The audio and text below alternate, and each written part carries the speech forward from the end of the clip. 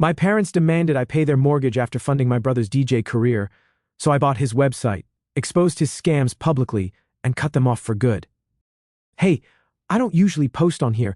I just scroll, read drama, and mind my business, but things at home went so sideways, I honestly didn't know where else to drop this. I, a 28-year-old male, wasn't the first kid my parents had, just the first one they practiced on. You'd think, after raising me, they'd learn how to be better at it. Nah, they just got better at picking favorites. Jace, a 32-year-old male, my younger brother, was the golden child since birth. Dude could probably light the house on fire and they'd find a way to praise him for being curious about thermodynamics. Me? I breathed wrong and suddenly I was disrespectful and difficult. Let me paint it for you. On my 16th birthday, my parents gave me a cold Little Caesars pizza and handed me a wrapped-up controller. I was confused because we didn't even have a console at the time. Then I opened it and realized it was Jace's old Xbox controller, the one with sticky buttons from when he spilled Mountain Dew on it. The left analog stick was drifting like crazy. I remember testing it out and the cursor would just wander off screen like it had better places to be. They said it still works. When Jace turned 16, they gave him the works. A whole PC gaming setup, RGB lights, a high-end graphics card, a mechanical keyboard that clicked like a typewriter, a $500 chair that reclined farther than the backseat of a limo. They even decorated the basement for it. When I walked downstairs and saw it, I legit thought they were filming an ad for Best Buy. I made a joke like, guess I was born too early. Dad didn't laugh, just walked away. Now fast forward to the next year. Jace crashes Dad's Camry into the neighbor's mailbox. He wasn't even supposed to be driving that day. Doesn't matter. No license, no apology, no problem.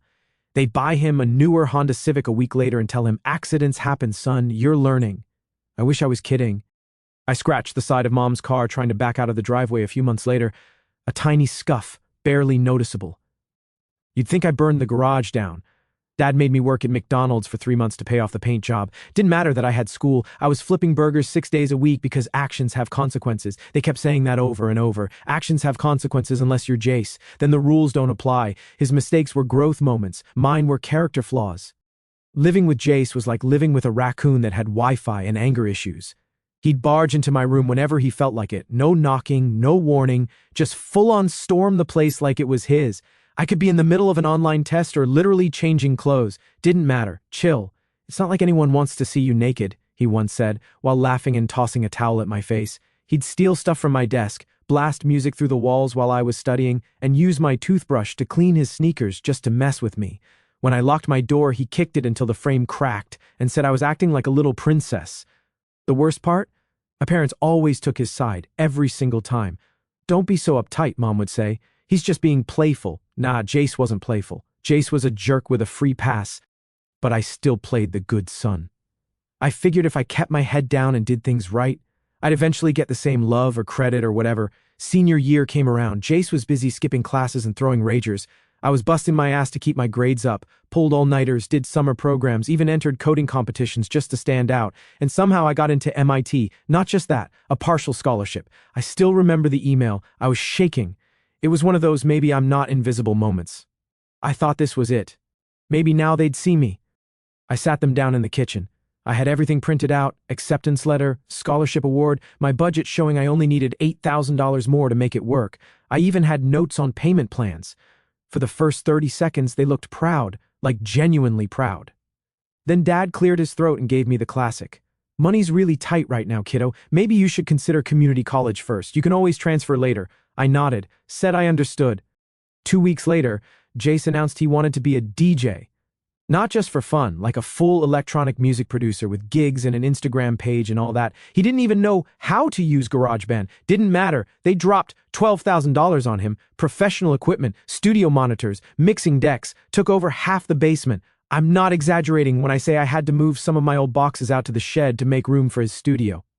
Every weekend, Jace blasted the same 3 songs at full volume, throwing these wannabe parties while I sat upstairs filling out scholarship essays and FAFSA forms. Sometimes he'd yell up the stairs, "Hey bro, can you not walk heavy? It messes with my recordings." I went to MIT anyway, took every loan they'd approve, worked in the dining hall, mopped floors, tutored rich kids who didn't even need it, ate the same noodles and eggs combo every night. I barely slept, just grinded every single day. 4 years later, I graduated with a computer science degree and landed a six-figure job at Google. Moved to San Francisco, finally had my own place, my own car, some savings. Meanwhile, Jace, the DJ thing lasted 4 months.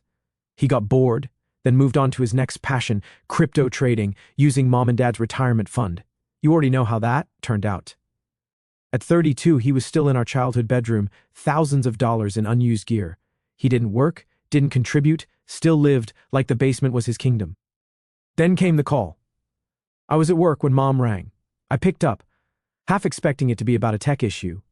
Instead, her voice was shaky. She said, "Dad got laid off after 20 years. They were 3 months behind on the mortgage. Retirement wasn't happening.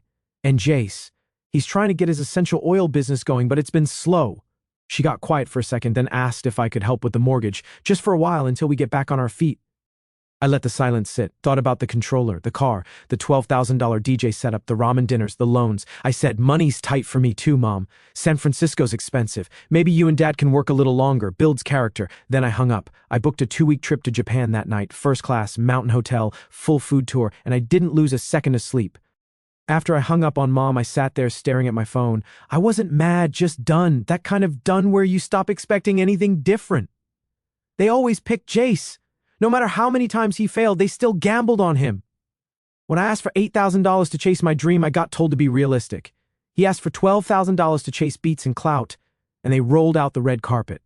And now here they were, broke, house nearly underwater, retirement off the table. Jace mooching rent-free, trying to sell essential oils like it was a Shark Tank pitch, and I was supposed to be the bailout plan.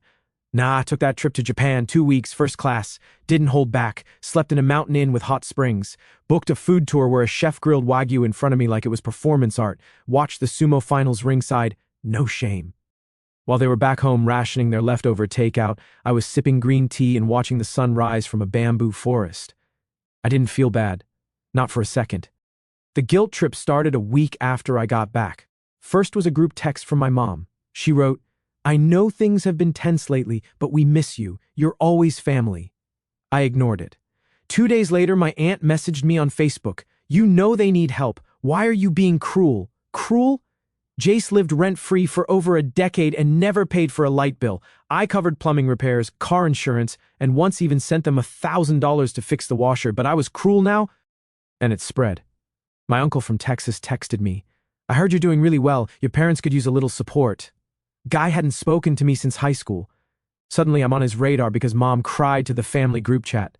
My cousin from Florida chimed in. "Whatever beef you have with your brother, don't take it out on your parents. They made me the villain. Told everyone I abandoned them, left out the MIT rejection, left out the DJ setup, left out the crypto mess, just painted me like some selfish rich kid who turned his back on the people who sacrificed everything for me." Funny how they only remembered me when the mortgage came due. The only person who didn't jump on the hate train was my cousin Nate. He called me one night and said, "I saw the family chat. You ain't wrong, man. They treat you like a debit card." That meant more than any apology ever would. After that, I blocked the rest of them. Mom, Dad, Jace, even the aunts who wouldn't shut up. I was tired of being the responsible one only when it benefited them. I'd been the fallback plan for too long. Jace, meanwhile, was still grinding his business. His version of grinding, posting unboxing videos of essential oil kits on TikTok and complaining about the algorithm. He started selling bottles labeled with handwritten tags. Didn't even spell eucalyptus right. I saw one post where he called it eucalyptus energy and tried to claim it boosted masculine aura or some crap. He DM'd me after I blocked him on everything, said, "You're really going to turn your back on your family like that after everything we've done for you?" Then he followed up with, "Anyway, if you can spot me $300 for a restock order, I'll cut you in on the profits." Didn't even respond. Just reported it as spam and kept scrolling. 2 weeks later, I got a letter in the mail, an actual physical envelope. From my parents. Handwritten. Said they were taking out a second mortgage. Asked me again to help. Said they were struggling. That Jace was trying so hard and just needed one more chance. Inside the envelope was a print out of my Google job announcement, the LinkedIn post where I celebrated my promotion. They circled my title, underlined my salary, wrote, "We're proud of you. Don't forget where you came from." That's when I snapped. I drove back home, first time in almost a year, showed up unannounced, walked through the door, and nothing had changed. Same old couch, same dusty curtains, Jace on the floor in the living room with his laptop and diffuser bottles all over the coffee table. He looked up, smirked. Look who finally remembered we exist, didn't even stand up. Mom came in from the kitchen, her face lit up like I was a soldier back from war. We knew you'd come around. Dad walked out, arms crossed, didn't say anything. I said, you got 15 minutes. Everyone sit down. They sat. I pulled out my phone and showed them a spreadsheet. Every dollar I'd given them since I left for college, every bill I covered, every time I bailed them out, over $22,000 total. Mom started crying halfway through. Jace rolled his eyes. Dad kept staring like he was above it all. I said, I don't owe you anything. Jace laughed. You think this little show makes you better than us? I turned to him. You're 32, no job, no degree, no savings. You live in your childhood, bedroom, and sell fake lavender juice online. You think I'm trying to be better than you? I already am. Silence. Dad stood up, said, this is our house. You don't come in here and disrespect us. I nodded. Right. Your house, which is 3 months from foreclosure, and I'm done saving it. I walked out. Nate was waiting outside in his truck. He gave me a nod, didn't ask questions. I haven't spoken to them since. They keep sending letters, emails, texts from different numbers. All go straight to trash. About a month after I told them off in person, things went quiet. No texts, no letters, no more group chat lectures. For a second, I thought maybe they finally got it. Maybe they realized I wasn't the family piggy bank anymore. Nope, they were just regrouping. Out of nowhere, my old high school buddy Ryan hit me up, said Jace tried to sell him some premium wellness kits through Instagram, claimed he was building a drop shipping empire, told Ryan he could get in on the ground floor for $500, said he had investors lined up, including me. I laughed. Ryan didn't. He actually thought I was backing it. I asked for a screenshot. Sure enough, Jace had been name-dropping me like I was some silent partner. My full name, job title, company, got the blessing from my brother who works at Google. He's helping me scale, even dropped a fake quote. Like I said, this is the future of online health retail. Health retail? The guy once put peppermint oil in his vape to clear his sinuses. I was pissed. Not because of the lie.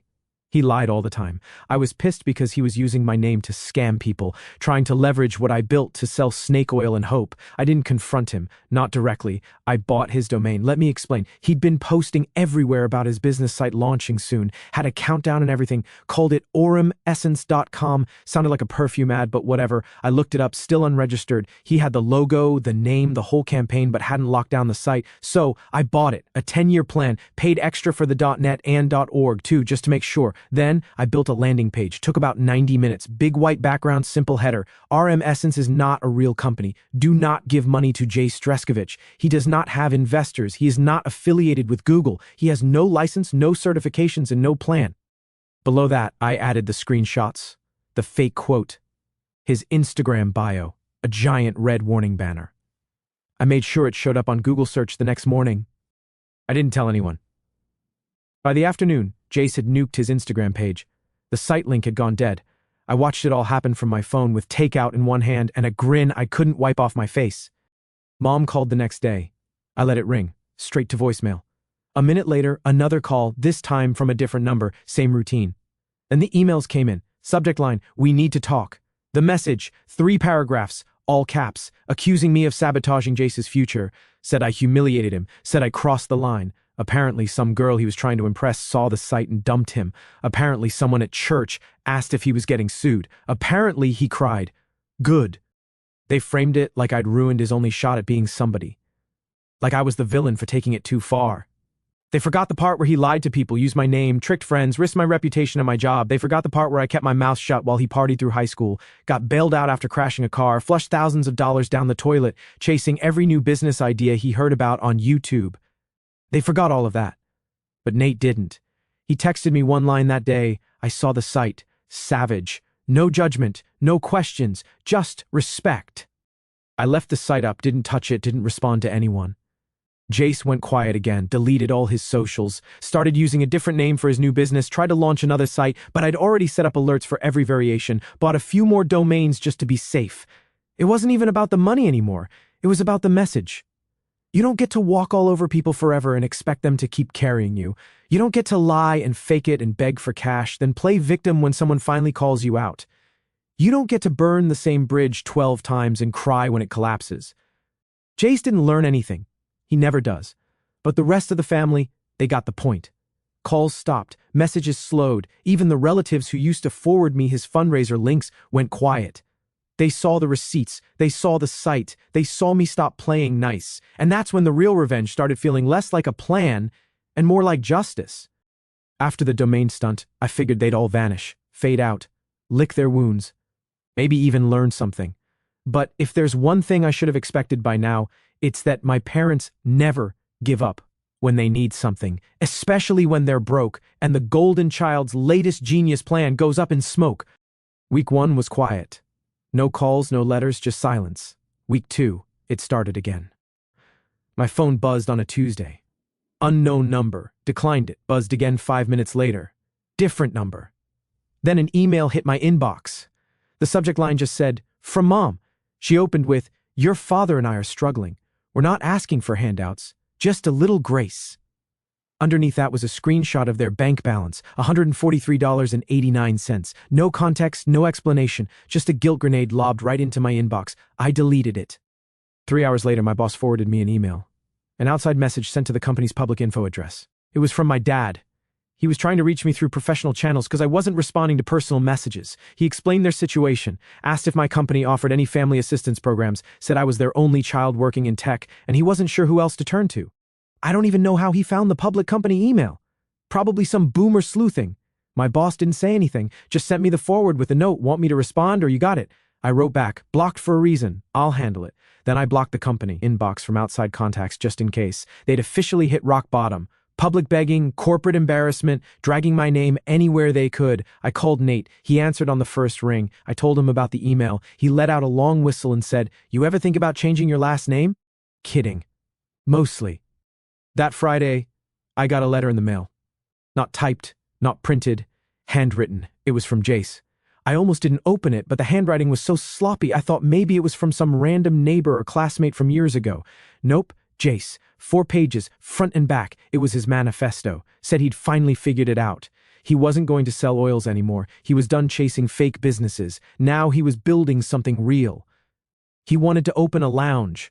A real wellness and productivity lounge for creators and entrepreneurs. His words, not mine. He described a space with beanbags, cold brew taps, and LED lights. Said it would have a vibe like Google but without the corporate soul. Wanted to name it The Grid. He claimed he had a lease on a cheap warehouse space. Said he was negotiating a partnership with a local influencer who used to go viral in 2018. Asked if I'd come on board as a CEO founder. Said he needed $25,000 to cover startup costs. $25,000 for beanbags and cold brew and LED lights. He even included a hand-drawn floor plan. It looked like a 6-year-old made it on the back of a cereal box. There was a corner labeled Manifestation Station, no joke. Underneath the map in big letters, "This is the one, bro. This is the legacy move." I didn't respond. Not to him, not to my parents.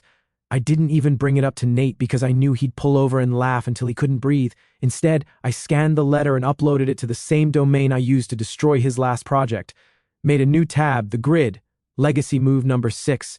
Just listed his last 5 businesses with dates, fake projections, and screenshots of him asking people for money. Under that, I posted the lounge letter. People found it. I don't know how, but they did. A week later, Jace deleted his new Twitter account. Mom texted from a new number. One sentence, "Why are you doing this?" I didn't answer, because if she had to ask, she never understood in the first place. This wasn't revenge anymore. This was self-defense. This was cutting the rope before they could pull me down with them again. I checked the property records on their house. 3 months later, it was sold, not foreclosed. Sold.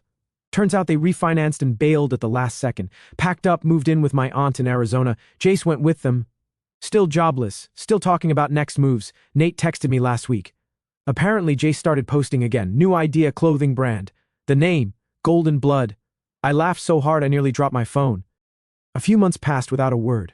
No calls, no texts, no new begging attempts. I thought maybe they'd finally accepted it. Accepted that I wasn't going to be their savings account anymore. Then came the card, not an envelope, a thick, glossy, glittery thing that looked like it came from a wedding planner. Front of it said, "Family means forever." Inside was a printed invite. "You are warmly invited to a family reunion barbecue. Let's rebuild, reconnect, and remember what matters. No pressure, just presence. Love, Mom," handwritten underneath. "Jace will be there. He wants to make things right." I held the card like it was covered in oil. They rented a park, set a date, bought decorations, planned catering, and they wanted me to show up like nothing had happened. I called Nate. He said, "Sounds like a trap with potato salad." I laughed, but I knew he was right. This wasn't an olive branch. It was bait. They thought a picnic table and a few grilled burgers would erase years of favoritism, lies, guilt trips, and manipulation. I wasn't going, but I wasn't ignoring it either. I called the park office listed at the bottom of the invite. Told them I was inquiring about the reservation under my parents' name.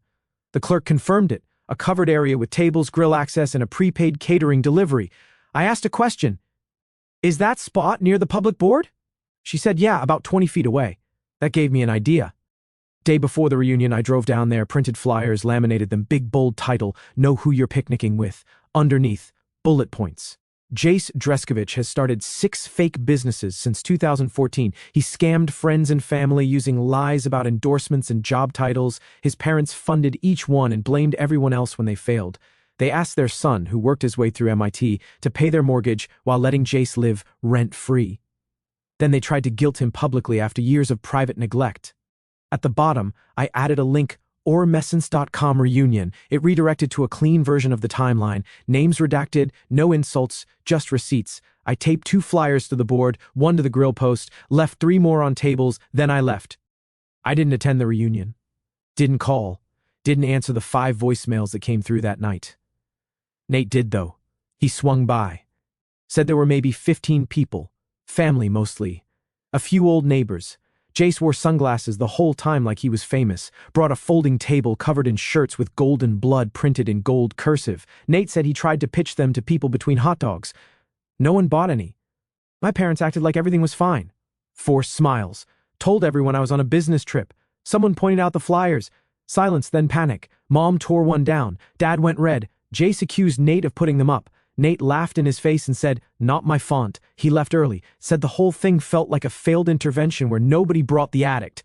A few days later, I got another letter. This one didn't have glitter or calligraphy. Plain envelope, no return address. Inside was a photo, the family reunion, everyone standing awkwardly near the grill. Mom smiling too hard, Dad not smiling at all. Jace in the back, arms crossed, shades on, next to a sign that read, "Family is everything." On the back of the photo, 1 sentence, "You should have been there." I ripped it in half, then I blocked the last number they hadn't used yet. I was done pretending family means forced obligation. I was done letting guilt override history. I was done giving oxygen to people who only reached out when they needed something. They threw that reunion hoping I'd fold, that I'd show up, let things slide, keep the peace. I didn't, and they hated that more than anything. It didn't end with the reunion. I knew that was just them soft launching another guilt campaign. But what I didn't expect was for Jace to light the match himself. Not quietly, not behind the scenes, public. He always wanted attention. Now he finally got it. It started with a video. Someone tagged me in it on Twitter, a clip from a small business expo in Phoenix, some kind of weekend convention for local brands. I clicked it. There was Jace standing in front of a booth covered in black and gold, a crooked sign behind him, golden blood clothing with legacy. He was giving a pitch to a girl with a phone camera. Loud, overconfident, wearing his own shirt like a walking billboard. "We're not just selling shirts, we're selling identity, power, dominance. Not everyone gets it, but my brother works for Google and he told me himself, this kind of branding, it's the future." That's when I realized the clip wasn't from someone on his team. The caption read, "This guy told me his shirt unlocks alpha energy, said his brother at Google backed his company LMAO. The replies were brutal. Tweets, memes. Some guy made a parody ad with Jace's face and the line "powered by nepotism, sown by delusion," over 400,000 views in a day. I didn't say anything, didn't reply, didn't share it, didn't need to. That video hit our hometown like a nuke. Old classmates sent it to group chats. Ex-girlfriends commented under it. The school guidance counselor apparently used it in a what not to do talk during career week. Nate texted me one line, "Bro went viral for being unemployed in HD." Jace went dark, deleted every social profile again, shut down the Golden Blood page, even pulled the Shopify site. He stopped posting entirely. Then Mom emailed me, not to apologize, not to explain, to demand I fix it. Said I should make a statement, that I didn't give him permission to use my name. Said I should write a message defending the family, that people were laughing at all of us. I let it sit for a week. Then I replied, "I didn't tell him to lie. I didn't tell him to fake endorsements. I didn't tell him to burn every dollar you gave him, and I'm not fixing a fire I didn't start. That was it. No more messages after that. The fallout was clean. No one reached out again, not even the extended family. They were embarrassed. I could tell nobody wants to be associated with that kind of mess when it's trending. And Jace, last I heard, he was working night shift at a vape shop in Tucson, still pitching side hustles, still calling himself a visionary. I've moved on. New job, bigger title, switched coasts, quiet apartment, clean inbox, peace. I still get the occasional tag when someone re-uploads the expo video. It's like a recurring joke online now. Golden blood energy became a meme. Someone even made merch, mocking the merch. Sometimes I look at it and shake my head, not with anger, not with regret, just with the kind of relief you only feel when you finally walk away from a burning building and realize you never have to go back. Nate came to visit last month, brought ribs, cracked a smile and said, "So, what's next? You buying Google?" I laughed. First time I really laughed in a long time. He leaned back on my couch, pointed at the ceiling and said, "Whatever you do next, just don't sell eucalyptus oil, please." We watched the sunset. Didn't say much after that. Didn't need to. Some endings don't need music or closure or deep talks. Sometimes it's just peace and silence. That's enough. I never blocked their numbers again. Didn't have to. They just stopped trying. No more emails, no more envelopes, no more fake we just want to talk texts. They knew. The last card they played was public embarrassment. Jace dragged the whole family name through the mud for some clout. And I let it burn. That silence afterward, that wasn't peace. That was surrender. I bought a house last month. Nothing flashy. A 2-bedroom place in a quiet neighborhood. Clean yard, office space, a dog eventually maybe. Nate helped me move in. Didn't even ask for pizza or beer. Just showed up with work gloves and said, "Let's finish this fast so you can enjoy it." He was the only one who never treated me like a backup plan. They still live in Arizona, last I checked. Small apartment. Mom got a part-time job doing admin work. Dad works security overnight. Jace moved out, kind of crashes with some guy who runs a podcast and lets him sleep on a beanbag. He still posts sometimes. Different name, new fake brand, same pitch, this time it's real. Sure it is. I used to keep tabs, now I don't even care. That part of my life's done. The golden child, he can keep whatever's left of that crown. Bent, dusty, fake as hell. Got promoted a few months back. Senior systems lead now. Came with a solid raise, my own team, and actual breathing room. I don't have to clock in early just to prove I belong anymore. No one hovering over me, no second-guessing every decision. The new office is nicer too. Clean desk, good coffee, a door that closes. I didn't throw a party or post about it, just sat there after signing the offer and thought, all right, this is what it feels like to not owe anyone anything. Around that time I started seeing someone. Her name's Maya. She works on the UX team. Met her during a tight deadline sprint when half the company was in panic mode and she was the only one not losing her mind. She's sharp, a dry sense of humor, doesn't chase clout, makes her own money, handles her own problems. First person I've been around in a while who doesn't drain the air out of a room. We kept things quiet at first. Same company and all, but she's not into drama. She's the kind of person who shows up early, leaves late, and doesn't brag about it. No guilt trips, no weird expectations. She's not trying to fix me or test me or bleed me dry. We split checks, swap playlists, talk about real stuff, and she's never once brought up Jace. Doesn't care about my past, just asks what I want next. It's weird. In a good way. After a lifetime of being surrounded by people who took everything and still asked for more, being with someone who brings peace instead of pressure feels like I finally upgraded more than just my job title.